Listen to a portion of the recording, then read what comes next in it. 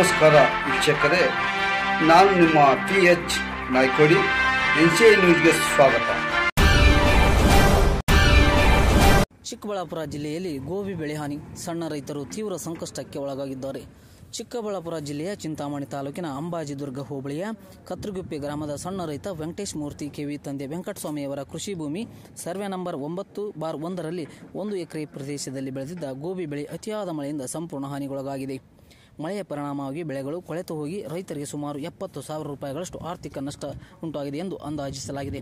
ವೆಂಕಟೇಶ್ ಮೂರ್ತಿಯವರು ಕೃಷಿ ಆಧಾರವಾದ ಕುಟುಂಬದ ಬದುಕನ್ನು ಸಾಗಿಸುತ್ತಿದ್ದು, ಮಕ್ಕಳ ವಿದ್ಯಾಭ್ಯಾಸ ಹಾಗೂ ಕುಟುಂಬದ ನಿತ್ಯ ಜೀವನ ಈ ಕೃಷಿ ಮೇಲೆಯೇ ಅವಲಂಬಿತವಾಗಿದೆ.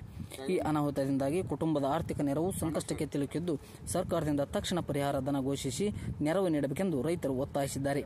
ಗ್ರಾಮದ ಇತರೆ ರೈತರು ಸಹ ಇದೇ ರೀತಿಯ ಹಾನಿಯನ್ನು ಅನುಭವಿಸುತ್ತಿದ್ದು, ಮಳೆ ನಿಯಂತ್ರಣಕ್ಕೆ ಕ್ರಮ ಕೈಗೊಂಡು ನಷ್ಟದ ಪ್ರಮಾಣದ ಆಧಾರದ ಮೇಲೆ ಪರಿಹಾರ ವಿತರಣೆ ಮಾಡಬೇಕೆಂದು ಸ್ಥಳೀಯ ರೈತರು ಆಗ್ರಹಿಸಿದ್ದಾರೆ.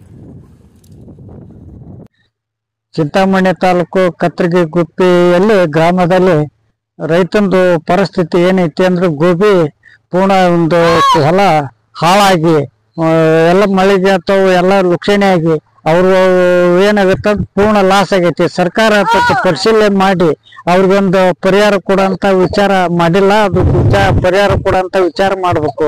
ಅವ್ರಿಗೆ ಪಾಪ ರೈತ ಏನೈತಿ ಸ್ವಲ್ಪ ಹೊಲ ಇಟ್ಕೊಂಡು ಅವ್ರೆಲ್ಲ ಹಾಳಾಗಿ ಲುಕ್ಷಣೆ ಆಗಿ ವಿದ್ಯಾಭ್ಯಾಸ ಮತ್ತೆ ಎಲ್ಲ ಅದ್ರಾಗ ನಾವು ಜೀವನ ಸಾಗಿಸ್ಬೇಕು. ಅವರು ಕೆಲವೊಂದು ಏನೈತಿ ಶಾಲೆ ಮಕ್ಕಳಾತು ಈಗ ಸಾಲ ಮಾಡಿ ಬಿತ್ತಿ ಬೆಳೆದು ಹಾಳಾಗನ ಆ ರೈತ ಒಂದು ಆತ್ಮಹತ್ಯೆ ಮಾಡ್ಕೊಳ್ಳೋದು ಅಷ್ಟ ಬಾಕಿ ಉಳಿದತ್ತ. ಆ ಲೆಕ್ಕ ಪರಿಸ್ಥಿತಿ ಗಂಭೀರ ಪರಿಸ್ಥಿತಿ ನಿರ್ಮಾಣದಲ್ಲಿ ನಿಂತಾರ ಅವ್ರ ರೈತರು.